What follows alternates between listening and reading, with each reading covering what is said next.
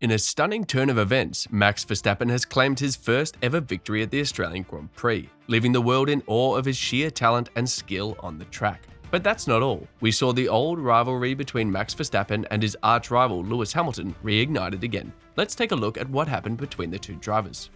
The 2023 Australian Grand Prix was one race that left fans wondering what in the world they watched. When Kevin Magnussen clipped the wall and lost his back right tyre, he set off a wild chain of events. A chaotic restart saw 4 cars retire from collisions. That led to a half-hour waiting game to see how the Grand Prix would restart. Carlos Sainz tapped Fernando Alonso exiting turn 1, sending the Aston Martin spinning as chaos unfolded behind them. Logan Sargent hit the back of Nick de Vries while Pierre Gasly went off at turn 2, and as he rejoined the grid, he and teammate Esteban Ocon collided. So red flags came out for a third time.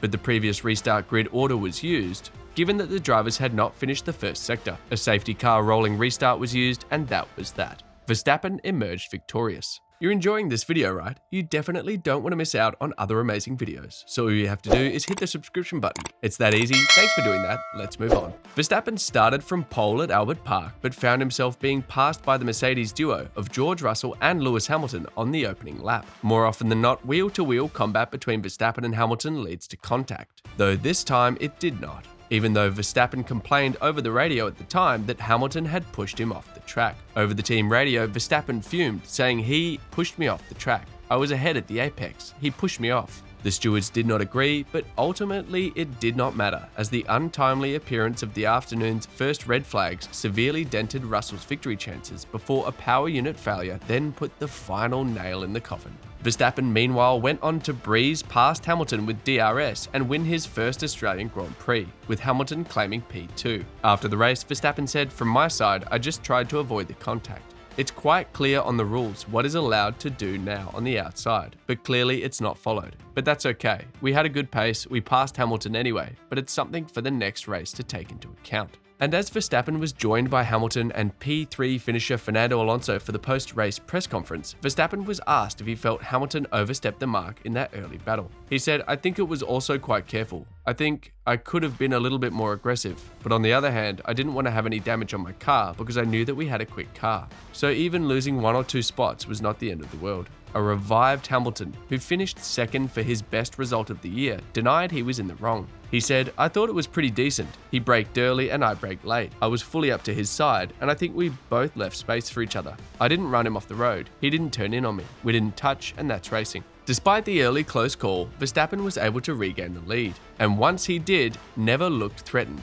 despite the race being red flagged 3 times, including with 2 laps to go. Concerning the red flag issues, Hamilton said, "Of course, I was very happy to get the win, but I think the race towards the end was a bit of a mess with all the calls. I just didn't understand why we needed a red flag. It left a lot of drivers confused. If we had a safety car and a normal rolling restart, we wouldn't have had all these shunts, and then you have a normal finish, so they created the problems themselves." Hamilton had a couple more opportunities up against Verstappen in a standing start, the race having restarted twice in this way, though Hamilton could not find a way past. The Mercedes driver admitted that he had higher hopes, though he also had to closely watch Alonso lurking behind. Asked if it is a case of fearing losing a place on those restarts or being happy to go for the move ahead, Hamilton replied, "I mean, I was always trying to get first, even when I was third. But then, up alongside Max at the end, I really was hoping for a better start than I got. We both pretty much got at similar getaways, and then he had a better second phase. And then it's just not to lose out to Fernando. He was having good starts as well, so it's all very, very close, and all within a meter or so by the time you get to turn 1. So initially I was trying to get ahead,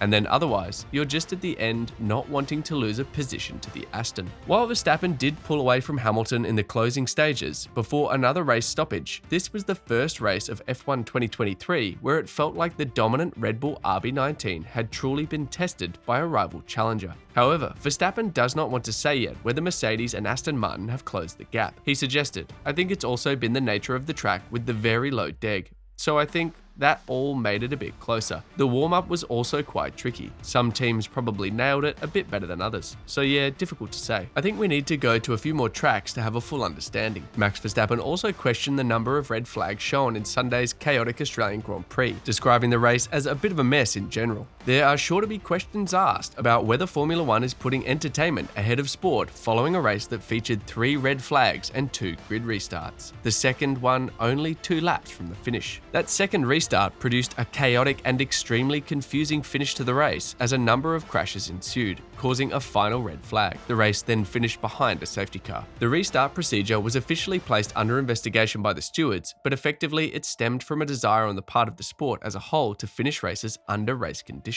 It was that same desire that led to the infamous 2021 title denouement in Abu Dhabi, when ex-FIA race director Michael Massey allowed a 1-lap sprint to the line following a late safety car, a decision that ultimately cost Hamilton a record 8th World Championship. Massey was later found to have made a mistake in restarting the race and was relieved of his post. This time, Verstappen rather than Hamilton was in the position of being the lead driver. The Dutchman had controlled the race despite losing the lead at the start and looked to be cruising to the finish line. Instead, a crash by Haas Kevin Magnussen 4 laps from the finish brought out a red flag, with race director Steve Nielsen opting for a grid restart, which caused carnage. Verstappen said, "I am very happy to have won the race, but the race towards the end was a bit of a mess with all the calls. I don't think we needed that second red flag. That could have been done with a VSC or a safety car at worst. It left a lot of drivers confused as to why we needed a second red flag. Today was quite messy. If we had a safety car and then a normal rolling start, we would not have had all these shunts and we would have had a normal finish. So they created the problems themselves." Alonso, like Verstappen, had more of an issue with the second red flag. "Stupid rule. How the hell can you put a red flag on the lap before the finish?" he told his team over the radio at the time. Expanding on his thoughts after the race, the Aston Martin driver, who finished 3rd, added,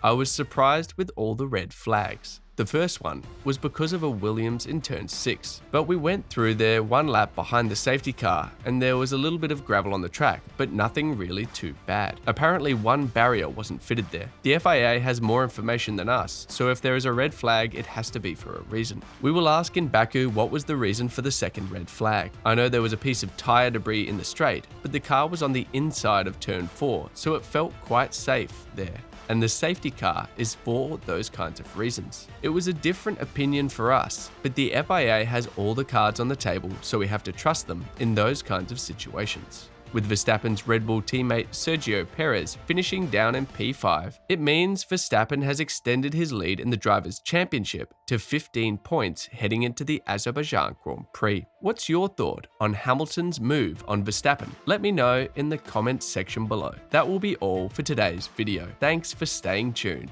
Please don't forget to hit the subscribe button and notification bell so that you can always get to watch more amazing videos like this. See you in the next video.